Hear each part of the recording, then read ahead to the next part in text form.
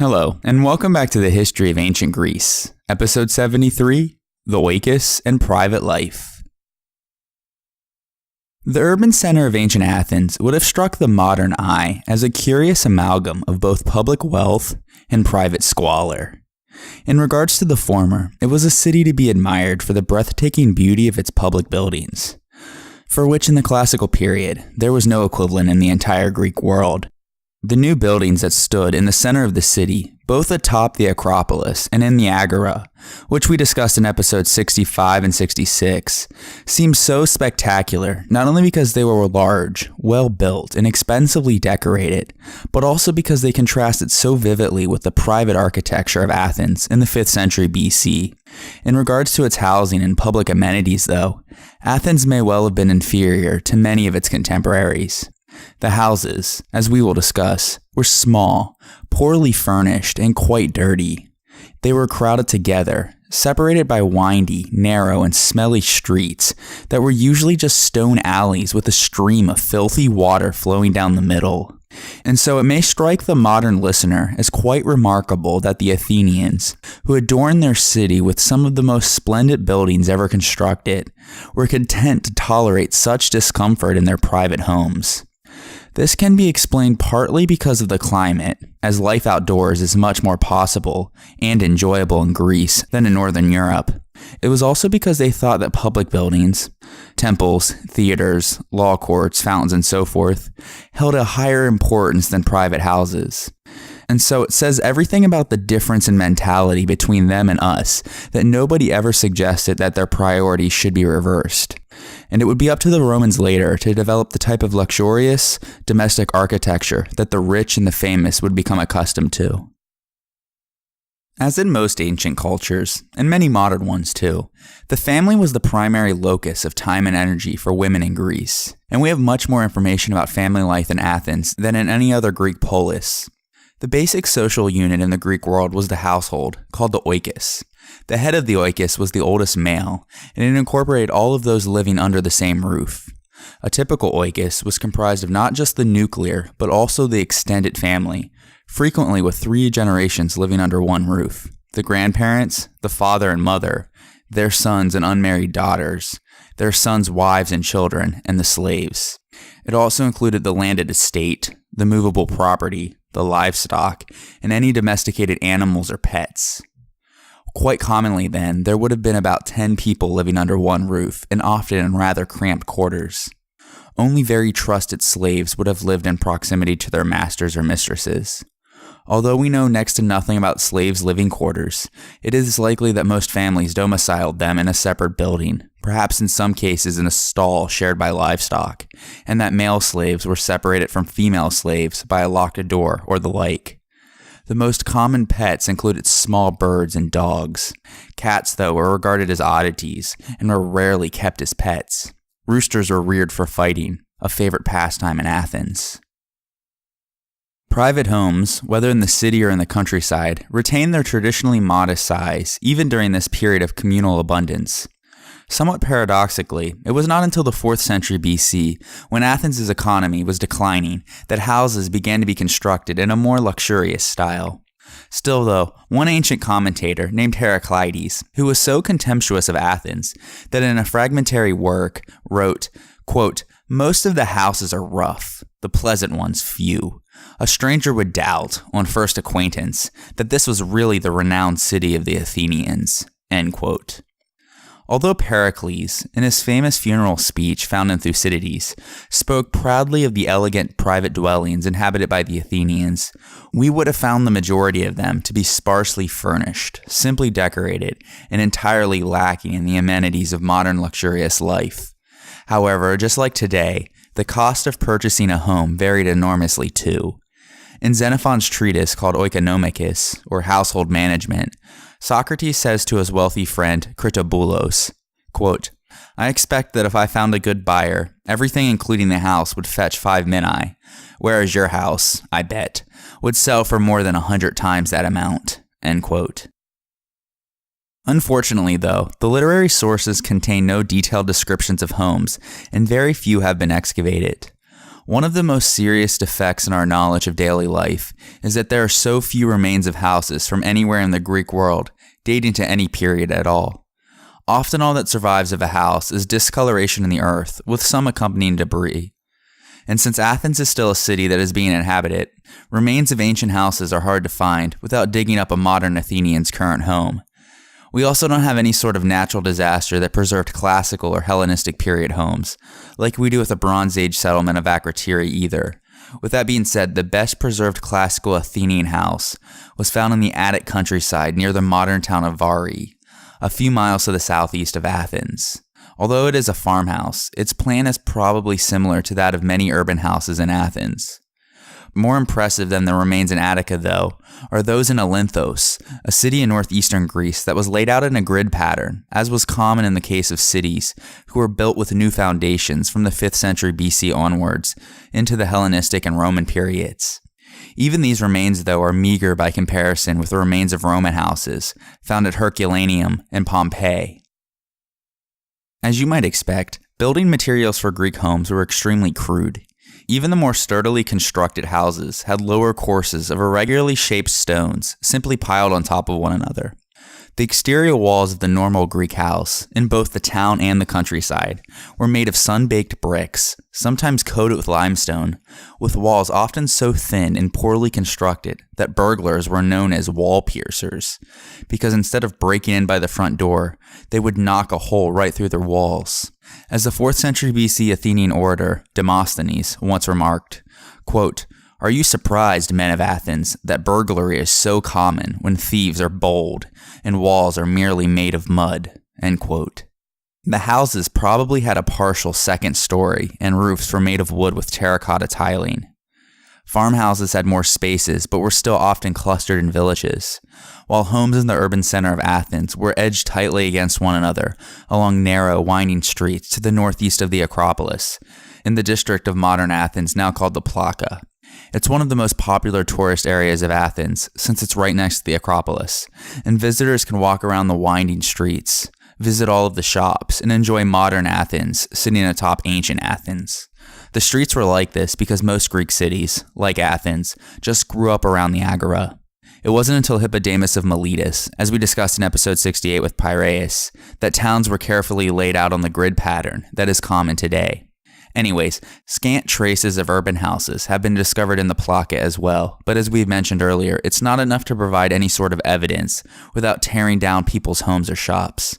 In addition, we hear of cramped and poorly constructed apartment blocks called soinakai, which literally means houses together. These must have been death traps owing to the prevalence of earthquakes and the frequency of fires. Soinakai were especially common in the port of Piraeus, where many poor people and foreigners resided. Essentially, soinakai were equivalent to the socio-economic ghettos or slums of many modern cities. Both the residences of the rich and the very poor followed the same basic design, though, which grouped the small bedrooms, storerooms, workrooms, and dining rooms around the one constant in a Greek house, the open-air courtyard in the center. The courtyard was not open to the street, however, thus ensuring privacy, a prime goal of Greek domestic architecture. This was where many household jobs were done in the open air. A south-facing roofed porch provided a place to work and relax, shaded from the summer heat or winter rain.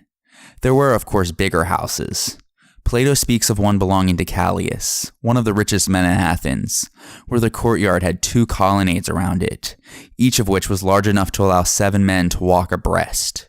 We hear too of houses with their own gymnasium, wells, and baths, but normally even the homes of the nobles were much more modest. The rooms inside of Greek homes were equally simple. Interior walls were generally covered with a coat of plaster, either whitewashed or painted red. Wall paintings or works of art were still uncommon as decorations in private homes, though a few wealthy Athenians may have decorated their rooms with frescoes or tapestries on the wall. There apparently was a shortage of good interior decorators in 5th century BC Athens, though, because the politician Alcibiades took the drastic step of locking his painter inside of his house for 3 months until he had finished the job so that he wouldn't go off and do others. Floors consisted of beaten earth and clay. Wealthy houses might have had a stone floor, occasionally covered in animal skins or reed matting. From the 4th century BC onwards, floors of the wealthy were commonly decorated with mosaic decorations, made out of small pebbles. Windows were very small and set close to the ceiling to afford maximum protection against the weather. In the winter, they were covered with boards or sacking to keep out the wind and rain, supplemented by shutters if the household could afford them, because wood was both scarce and expensive. Doors were solidly made and supplied with locks and bars. They must have been expensive because when the Athenians residing in the countryside evacuated to the city at the outbreak of the Peloponnesian War, they took their doors and shutters with them. In the southwest corner of the Vari house, we see that the foundations are considerably thicker, suggesting that a tower of 2 or more stories once existed. Towers have also been detected in connection with urban dwellings, though they were probably more common in the countryside. They could have been used to store foodstuffs, as well as to safeguard property and persons. We will discuss the various boundaries and ideals between the public world of males and the private world of females in more detail next episode, but for now, it should be noted that it was encountered even within the context of the home, at least among the upper classes, as literary evidence suggests that men and women, for some purposes, may have had separate quarters. The speaker in the oration by Lysias describes his domestic arrangement as follows, quote, "My small house has 2 stories. The layout was the same upstairs as downstairs, with the women's quarters, gynakeion, upstairs, and the men's quarters, andron, downstairs. Then our child was born, whom my wife decided to nurse herself. However, every time she wanted to bathe it, she had to come downstairs at the risk of falling down the staircase. So I decided to move upstairs and put the women downstairs. I soon adjusted to the new arrangement, and my wife was frequently able to sleep with the baby, so that she could breastfeed it and stop it from crying." End quote. The traditional belief was that upper-class women were largely confined upstairs to the gynakeion, which was either a single room or a suite of rooms, on the grounds that Greek men regarded it as a matter of honor that their wives and daughters were not exposed to the public gaze. By contrast, the houses of the poor typically consisted of only one room, divided into different living spaces by makeshift partitions, and so if the home was only a single story, then the gynakeion would have been located on the ground floor, away from the andron. The women spent most of their days in this area of the house, where they did the woolworking, looked after their children, and entertained themselves. These rooms were more remote from those reserved for the men, as they were placed away from the streets and the public areas of the house. The most favored location for the andron was on the north side of the courtyard, which was warmed by the winter sun and had its own entrance onto the street, where male visitors could enter freely. When unrelated male visitors were entertained, the women were not allowed to be present, but had to be remained in the secluded portion of the house. The unmarried women of the household and the female slaves would also have slept in the gynakeion, as might the wife on occasions when she did not join her husband. The writings of Xenophon express Socrates' perception of the role of aristocratic women as that of weaving and managing the slaves of the household, and segregation of the sexes within the household proved to be very important to the maintenance of the Oikos, which was, after all, the economic foundation of the polis, through its production of marketable goods. Excavated homes tend to support this picture of segregation within the home, though with the caveat that, as we have mentioned, the overall body of evidence is small.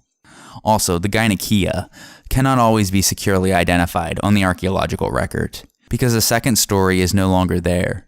But when men's and women's quarters can be identified, which is to say when both are on the ground floor, they are often on different sides of the courtyard, and the men's rooms are near the street. The main evidence that can be cited for the existence of gynakeia is the discovery of finds such as loom weights and olive presses that are traditionally associated with women, due to their economic role within the home. Sometimes in these rooms, there have been found the remains of staircases, which suggests that women might have been able to move from a workroom on the ground floor to the sleeping area above without having to emerge from the women's quarters. Cups found in rooms identified as the andron also contain other artifacts like remnants of a wooden bench, which proved to be similar to the painted depictions of symposium found on ceramic vases. Furthermore, metal hinges and indentations on structures that could be said to be load-bearing suggest the partitioning of space for possible private functions that required limited view by members of the household. Since the andron, or downstairs room, was used for entertaining male guests, it also would have held several couches, usually an odd number, to allow space for the door, tables which could be tucked under the couches, artwork, and any other necessary paraphernalia. Because most furniture was made of wood, and because wood does not survive the ravages of time in the Greek soil, our knowledge of it derives from illustrations found on vases and sculpted gravestones. Regardless, we do know that wood was so expensive that furniture was very sparse, even for the wealthiest of families. Though if they did have any at all, it was simple and ordinary, and they were often moved from room to room as circumstances required. One of the most popular items was a chair with a curved back and curved legs, known as a klysmos. Stools and tables also appear regularly, and were either round with 3 legs or rectangular with 4. A basic necessity was the kline, which did double duty as a couch by day and a bed by night. The couches were rarely upholstered, though cushions and mattresses were common. Basically, although some of the furniture shown on Greek vases might seem elegant, modern sensibilities would have found it rather uncomfortable. Every household would have had chests in which clothes and bed linen were kept. These were often brought with the bride as part of the dowry or even given as wedding gifts at the time of marriage. These chests often had dried fruit in them in order to perfume the clothing. Cupboards for the storage of food do not seem to have existed, though. Small terracotta statuettes served as popular adornments. Musical instruments and other objects are sometimes shown hanging from the walls, but the main display items were painted vases, such as the lebes gamikos, a bowl on a high stand that held the purifying water used in wedding ceremonies, which accompanied the bride to her new home. At nighttime, lamps provided the main source of artificial lighting for Greek homes. Curiously, there are very few references to lamps in the Homeric poems, even though many of the scenes are set at night. But from the 6th century BC onwards, small terracotta lamps become extremely common in the archaeological record. They were provided with a wick that floated in olive oil. Several would have been required to illuminate a single room, and often they were set on tall stands. Most households had to fetch their water from outside, though as we have mentioned, some of the wealthier homes possessed a well in their courtyard, which was cut into the bedrock to a depth of up to 30 feet. In later times, wells were lined with cylindrical drums made of terracotta to prevent their sides from crumbling into the water.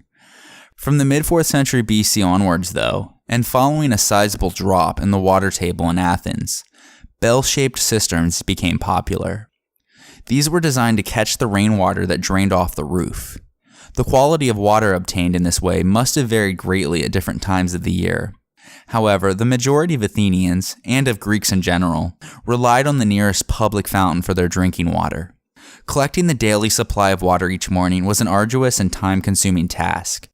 For the most part, it was performed by slaves, though in the case of the poor, this chore fell to the matron of the household, as daughters would not have been allowed out unaccompanied. The public fountain was a popular place to gather and gossip, as scenes on vases indicate. Small terracotta bathtubs were also common in houses, but given the scarcity of water, only wealthy Greeks were able to fully immerse their bodies in order to clean it. Personal standards of hygiene thus varied considerably from one social class to another. Furthermore, only a few houses possessed drains for the disposal of wastewater.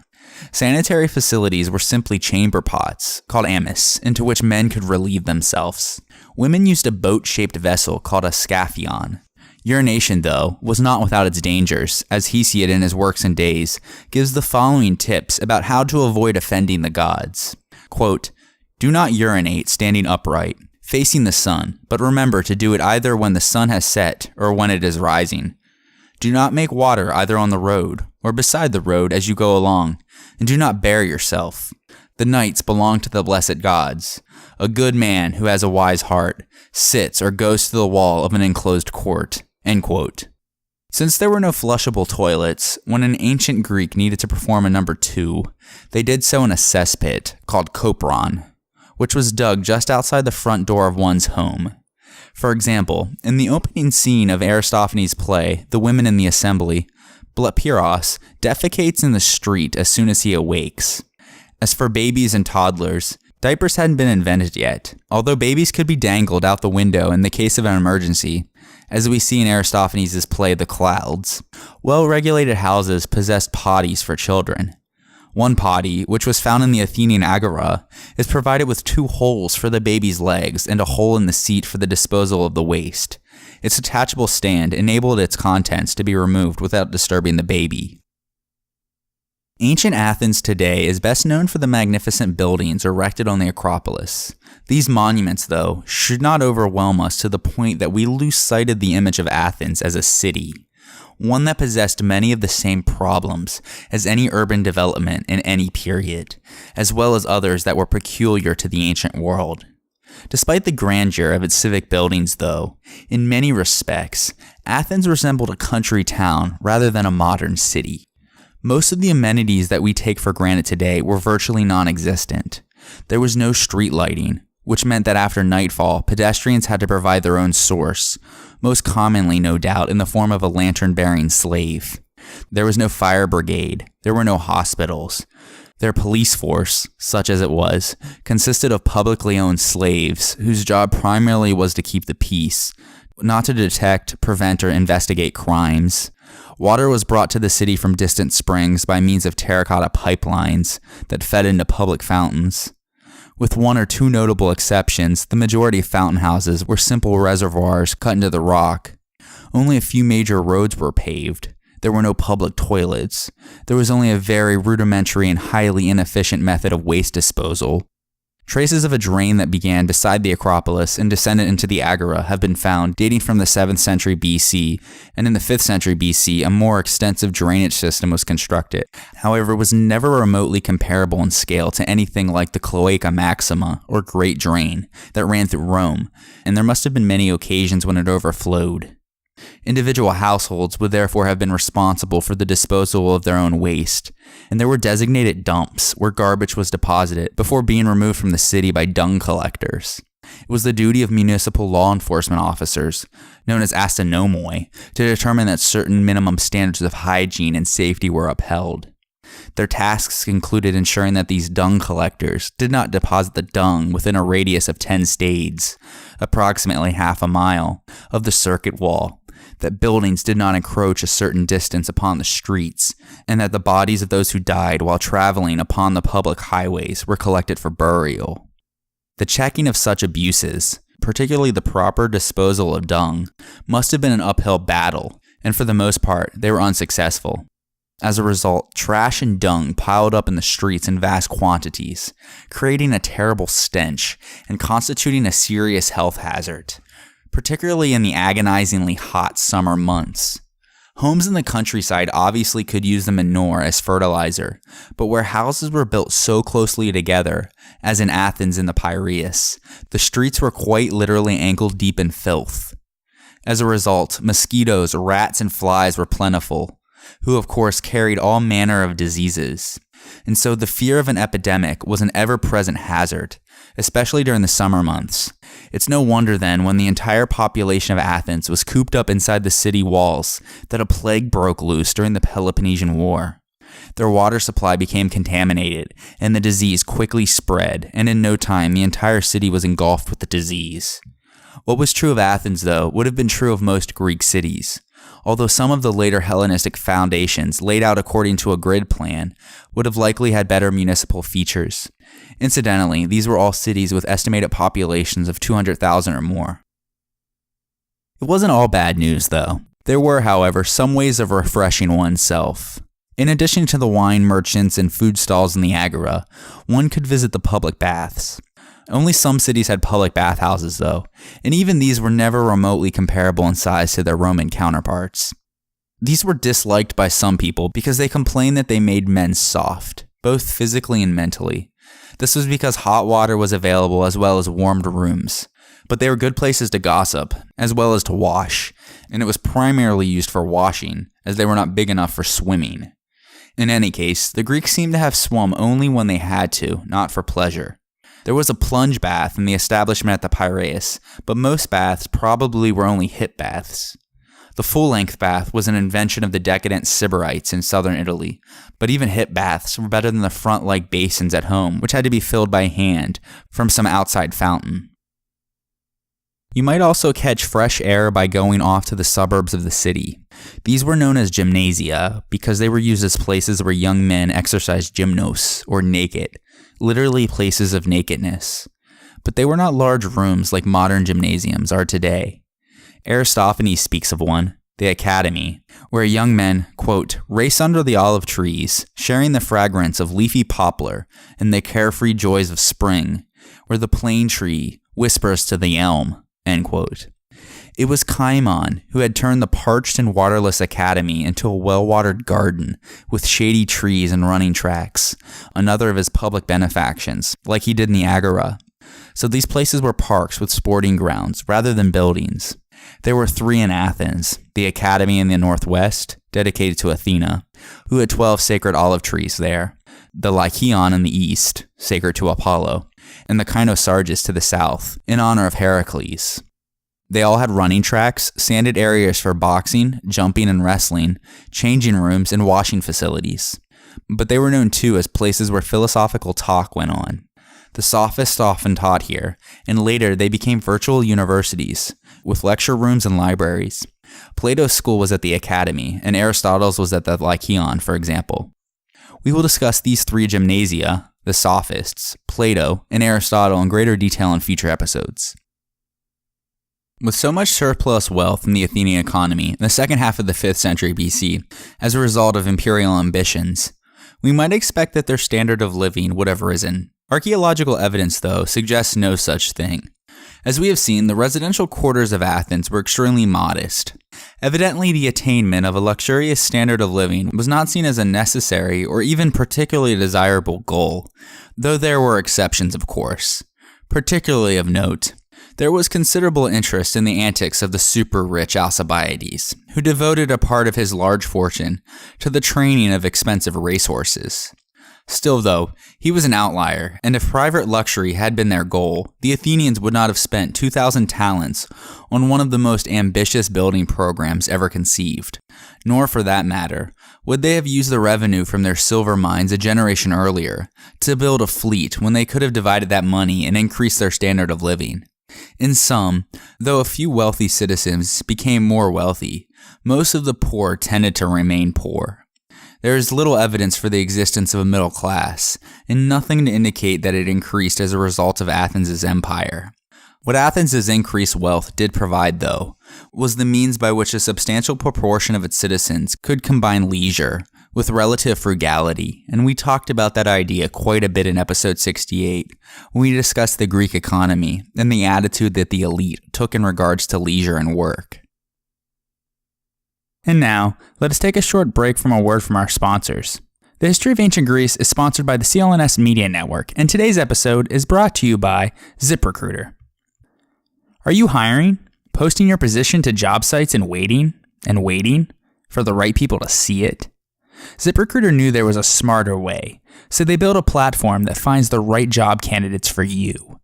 ZipRecruiter learns what you're looking for, identifies people with the right experience, and invites them to apply to your job.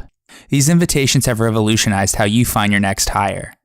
In fact, 80% of employers who post a job on ZipRecruiter get a quality candidate through the site in just one day. And ZipRecruiter doesn't stop there. They even spotlight the strongest applications you receive, so you never miss a great match. The right candidates are out there. ZipRecruiter is how you find them. Businesses of all sizes trust ZipRecruiter for their hiring needs. So why don't you? Right now, my listeners can try ZipRecruiter for free. That's right, free. Just go to ZipRecruiter.com/Greece. That's ZipRecruiter.com/Greece. ZipRecruiter.com/Greece. ZipRecruiter, the smartest way to hire. And now, let us turn our attention back to the ancient Greeks. We're going to return to the household and dig a bit deeper into certain aspects of private life. The household, like every other community of Greeks, was a religious unit, and the head of the household acted as his family's priest.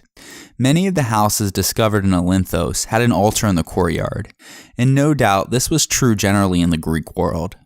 The role of the family's priest would fall to the eldest son if and when the father passed away.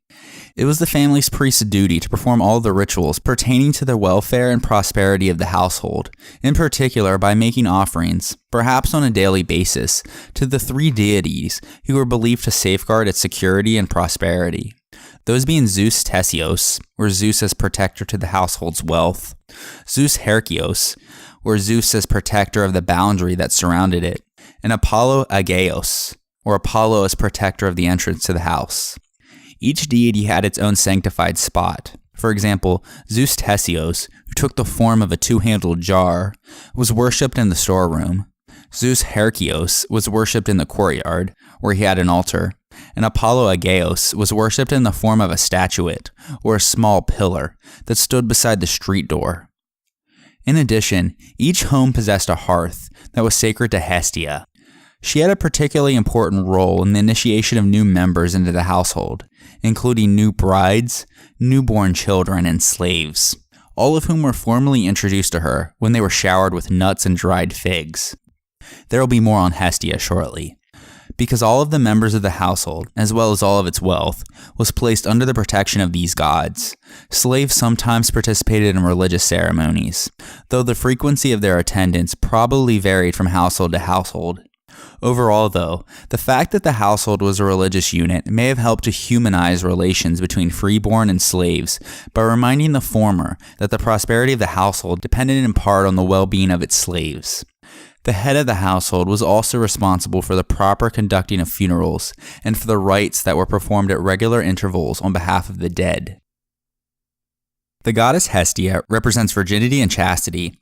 Her name literally means hearth or fireside, and she protects the family hearth or the sacred fire on the public altars. Because of this, she is a goddess of domesticity, the family, the home, and the state.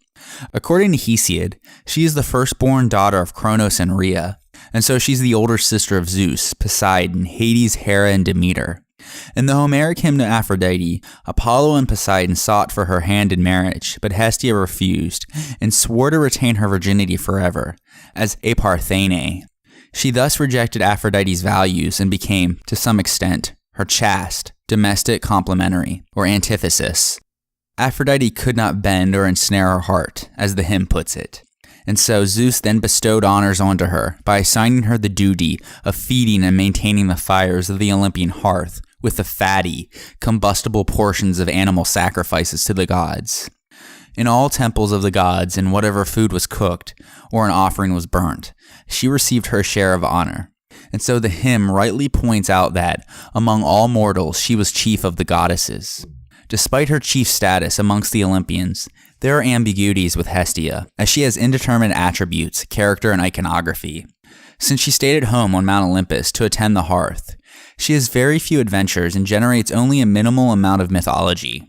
She is identified with the hearth as a physical object, and the abstractions of community and domesticity, but portrayals of her are rare and seldom secure. In classical Greek art, she is occasionally depicted as a woman, simply and modestly cloaked in a head veil. She is sometimes shown with a staff in her hand, or beside a large fire. She sat on a plain wooden throne with a white woolen cushion, and didn't even trouble to choose an emblem for herself. In some stories, Hestia did not have a throne at all. In others, she gave up her throne for Dionysus. Furthermore, at Athens, there was a discrepancy in the list of the 12 Olympian gods as to whether Hestia or Dionysus was included with the other 11. The altar to them at the Agora, for example, included Hestia, but the East frieze of the Parthenon had Dionysus instead. And so on some lists, she was dropped for Dionysus, and her omission is most likely due to her passive, non-confrontational nature, as she is seen to have given her Olympian seat to the more forceful Dionysus in order to prevent heavenly conflict. But no ancient source or myth describes such a surrender or removal. One scholar has also reasoned that since the hearth is immovable, Hestia is thus unable to take part in the procession of the gods, so in the Greek mind, she held an entirely different role than the other Olympians. Nevertheless, Hestia was a deity of great symbolic significance and was worshipped throughout the Greek world. Attesting to the respect given to her in the divine hierarchy, the phrase aph Hestias, or starting with Hestia, means that when household sacrifices were offered, she was invoked first, and was offered the first and last libations of wine at feasts. Like the other Olympian deities, Hestia also received animal sacrifices, usually in the form of a pig. At the Pan-Hellenic sanctuaries at Delphi and Olympia, her altar constituted the collective hearth of the Greeks, and every Greek city had its own public hearth in the Prytaneon, or a kind of town hall in the Agora, that functioned as her official sanctuary. Inside it there was an altar with an ever-burning flame, always paying tribute to the goddess and serving as an emblem of civic unity. It was also here that foreign ambassadors were entertained, following an invitation to dine at the public hearth of the city. The hearth was also the center of the Greek home, and as a family altar, it was the site of many domestic rituals, such as sacrifices before a meal and the formal acceptance of a newborn baby into the Oikos or household. And so the hearth was deeply rooted in family life, and not surprisingly, it came to symbolize the sanctity of the Greek Oikos.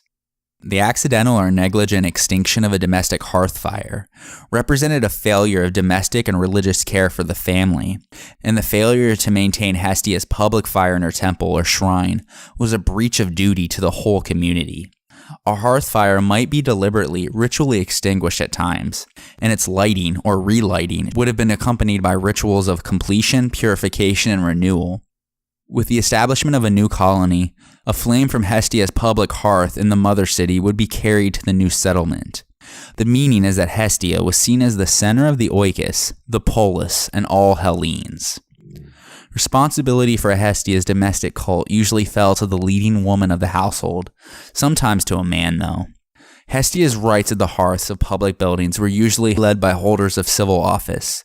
Dionysius of Halicarnassus testifies that the Prytaneon of a Greek polis, where the sanctuary of Hestia and the hearth was located, was served by the most powerful state officials.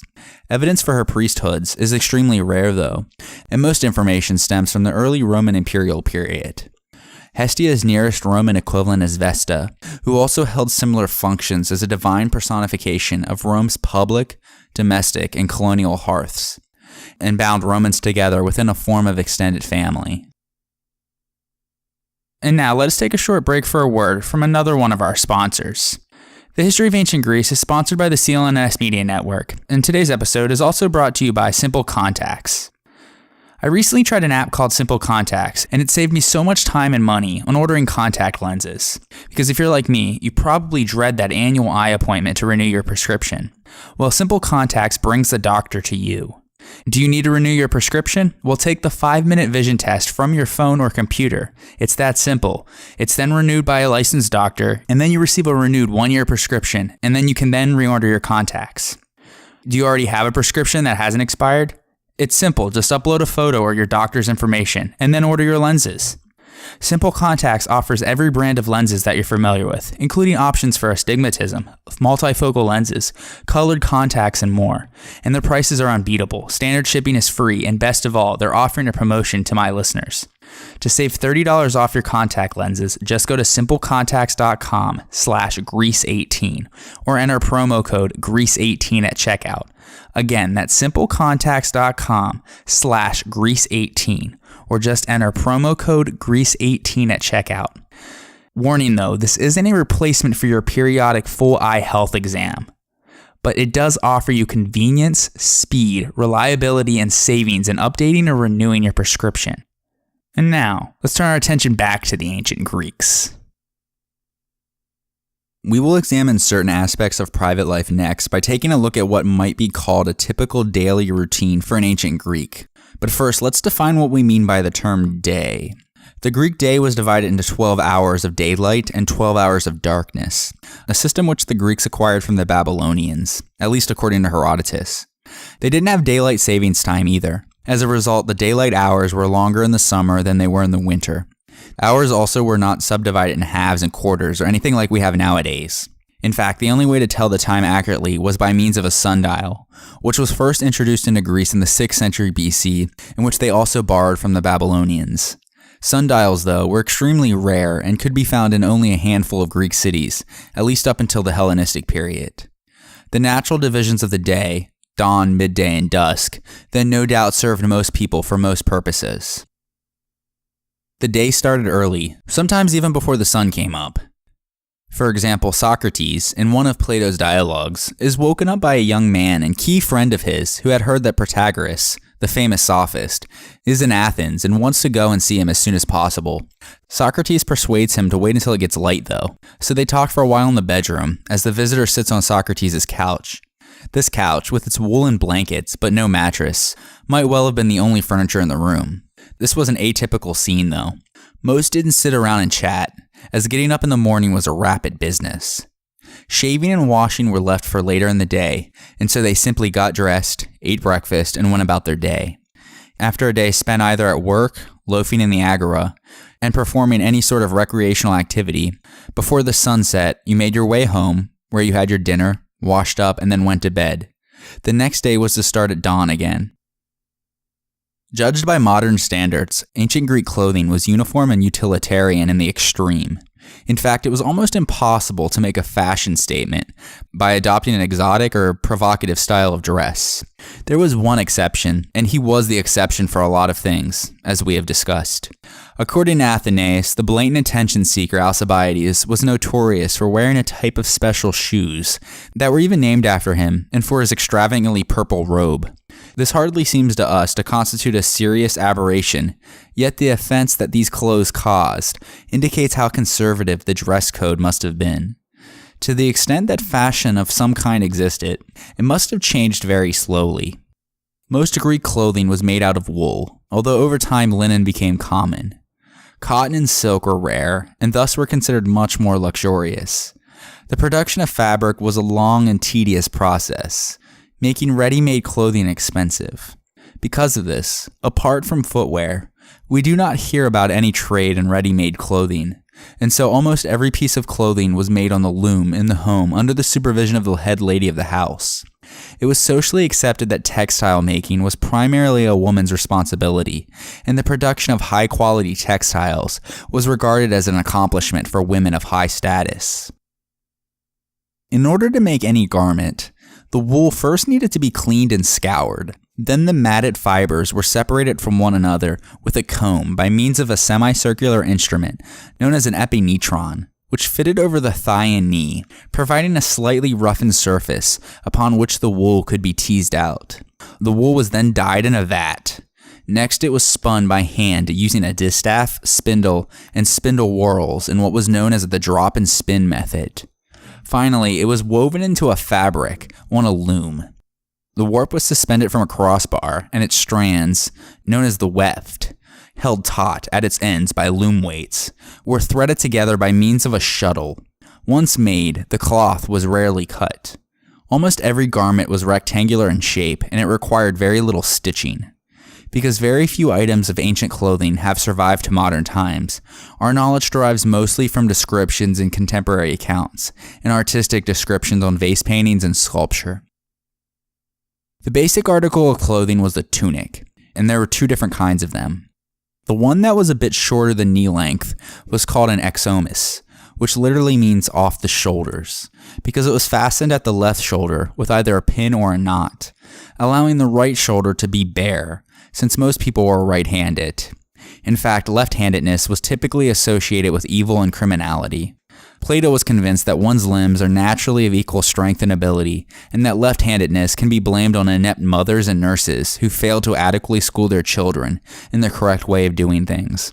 Aristotle, on the other hand, believed that a person's handedness was natural and inherited, so left-handed people were just naturally wicked. Anyways, left-handed people still wore their exomus the same as those who were right-handed, and were forced to adapt and not stick out as being different. The exomus was typically worn by athletes, warriors, slaves, or those doing manual work. For more formal occasions, there was the longer chiton, which was a more refined version of the exomus. It was fastened at both shoulders and fell down to the ankles. To deal with the bulk, sometimes a strap was worn around the neck, brought under the armpits, crossed in the back, and tied in the front. The excess fabric was then pulled over the strap and fastened around the waist. The fold it created was called a kolpis. The Greek man also wore a himation, a large rectangular piece of wool that was draped over the man's left shoulder, and the back end was brought around his right arm and across his front. It then either was passed back over his left shoulder or draped over his left arm. The surplus material hung down, covering his entire body down to his lower legs. It was considerably longer and thicker than the eximus or chiton, and thus it provided a great deal of warmth and movement for the body. In cold weather, the himation could be pulled up to cover the head, or to cover up emotion and shame, sort of like how we implement modern hoodies. It could be worn either on top of or without a chiton. Hymatia were often dyed and embroidered with a patterned border. In vase paintings, those wearing a himation were often depicted leaning on a stick, which suggests that it was favored by old men. There was also another type of cloak called the calamus. It was shorter but thicker than the himation, and was commonly worn by travelers, hunters, and soldiers. There is some evidence to suggest that in the classical period, the clothing worn by Athenian men became simpler and less ornate than it had been in the archaic period.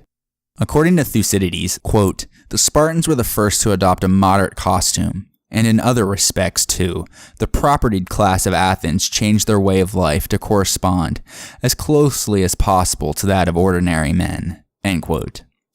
Furthermore, some Athenians, known as laconizers, adopted the Spartan dress code by wearing long hair and paying little attention to their personal hygiene. And so it's clear that some sort of simpler change, at least, took place in the classical period. Women's clothes were equally simple. In earlier times, Athenian women wore the peplos, a long, heavy woolen garment that fell to the ankles and revealed little of the figure beneath. It looked rather like a very loose-fitting dress. The peplos hung from the body, folded over the top by about a quarter of its length. The turned-down material was attached to the shoulders by 2 pins, and the garment was supported just above the waist by a belt, which produced the drapery folds so often seen in Greek sculpture. Parts might be dyed purple or enlivened with woven geometric motifs. Embroidered decorations, though, were rare. But in the mid-6th century BC, the peplos was replaced by the lighter and finer chiton made of linen. Because the chiton hugged the body more tightly than the peplos, it was more revealing of one's figure, which may reflect a modest change in attitude towards women's sexuality at the time. It was worn without any overfold and was held in place by a series of pins along the length of the arms. Whereas the peplos was sleeveless, the chiton had loose, elbow-length sleeves. It also was fastened around the waist by a belt. The Athenians were of the opinion that the woolen peplos was a Doric invention, whereas the linen chiton was Ionic. More likely, the change was a reflection of the increased wealth of the Athenians in the mid-6th century BC, since linen, which was more costly to produce than wool, had to be imported. As Herodotus reports, though, the Athenians gave a more sensationalist explanation, like they often do. They claimed that after disastrous defeat at the hands of their arch-nemesis, the Aeginetans, only one Athenian managed to escape. When he returned with the news of the disaster, the wives of the men who had died in the battle were so outraged by the fact that he alone had escaped that they stabbed him to death with the pins of their dresses, demanding as they did this deed that he would suffer the same fate as their husbands. As a result, the Athenians made them change the way they dressed to the Ionic style because it did not require any brooches, and thus it would prevent such a heinous act from happening again. Regardless, bronze dress pins 18 inches in length have been found in excavations, and they would have been more than adequate enough for the task of stabbing. The woolen peplos remained popular in other parts of Greece though, especially in the wintertime, for which it was ideally suited. Athenian women, like their male counterparts, would have worn the himation outdoors, often draped in a similar way to the men. Although men's hair is depicted long in archaic sculpture, regardless whether it was ornamentation or representation, in the classical period we know that the Athenians cut their hair much shorter. The Spartans, though, still preferred the longer hair. Plutarch in his Life of Lycurgus writes, quote, "In wartime, the Spartans relaxed the harshest aspects of their training, and did not prevent young men from beautifying their hair and their armor and their clothing, happy to see them like horses prancing and neighing before competitions. For this reason, men grew their hair long from adolescence onwards. Especially in times of danger, they took care that it appeared glossy and well combed, remembering a certain saying of Lycurgus concerning hair, that it made the handsome men better looking and the ugly more frightening." End quote. Generally speaking, freeborn men favored beards and mustaches, whereas slaves were often completely shaven. It was Alexander the Great, though, who first made a clean-shaven chin fashionable and chic. Beardlessness was thus adopted by the Hellenistic rulers who succeeded him, and no doubt many ordinary people as well. Suddenly, anyone with a razor could model himself like the most powerful men in the world, though older Greek men probably continued to wear beards, because, well, when you age, you eventually stop caring about keeping up with the younger generation's fashion fads. As one might expect, hairstyles for wealthy Athenian women were quite elaborate, as they wore their hair long in a variety of styles. Some plaited it in tresses, others piled it up in a bun, either at the nape of the neck or on top of the head. Scarves were also commonplace, covering part of or all of the hair. Athenian women only let their hair down literally and figuratively on special occasions, notably at festivals and funerals. This gave them license to indulge in much freer behavior than was permitted to them at other times. Some women even bleached their hair or dyed it. Female slaves, though, wore their hair short and covered it in a hairnet called a keriphalos. Ornamentation in the form of jewelry, such as earrings, hairpins, necklaces, fastened tight around the neck, pendants, bracelets, diadems, and rings, were frequently worn by well-to-do women. They were made from a variety of materials, but the ones most commonly used were gilt terracotta, copper, and lead. The more expensive items were made of silver and gold. Few pieces of gold jewelry have survived from the Archaic period, but in the Classical period, goldsmiths produced highly intricate work, utilizing techniques such as filigree, granulation, and chasing. Jewelry wasn't just for the women, though, as infants of both genders were commonly given amulets to ward off evil. The only item of jewelry, though, that commonly was worn by men was the signet ring, which was used to put a seal on private documents and merchandise as a mark of ownership. Seal stones were made of both precious and semi-precious stones. In most cases, the artist would cut the image into the stone, a technique known as intaglio. Less commonly, the image was in relief. Expensive seal stones were frequently buried with their owners, because they were among the most personal items they possessed. Greek men and women did not wear what we would consider to be underwear in the modern sense. They did wear a triangular-shaped article of clothing known as a perizoma, which roughly translates as loincloth. It seems to have served mainly as an apron and was used by athletes, priests, soldiers, cooks, among others. Women could wear these too, but it was rare. A simple cloth band, called a strophion, served as a brassiere for women. It was a wide band of wool or linen that was wrapped across the breasts and tied between the shoulder blades. As we have alluded to, large pins, called paranai, were worn at the shoulders, facing downwards, to keep the garments in place. Other accessories used by women include the ripis, a flat object with a wooden handle that they could use to fan themselves. Another was the skiadon, or an umbrella, which was more often used as a shield against the sun, rather than as protection against rain. Both men and women could pull up the fold of their himation to serve as a kind of hood against the sun and rain as well. During their travels, men often wore a flat, broad-brimmed hat made of felt or straw called a petasis, which they tied under the chin. When not in use, this often hung loose at the back of the neck. This is the hat typically seen on the god Hermes. Workmen and slaves wore a conical cap called a palladion. Women were less likely to cover their heads than men, though in the Hellenistic period, they are often depicted wearing a sun hat with a broad brim and a pointed crown. The simplest form of footwear was the sandal. Fashionable women sometimes wore platform heels. All shoes and sandals were made of leather.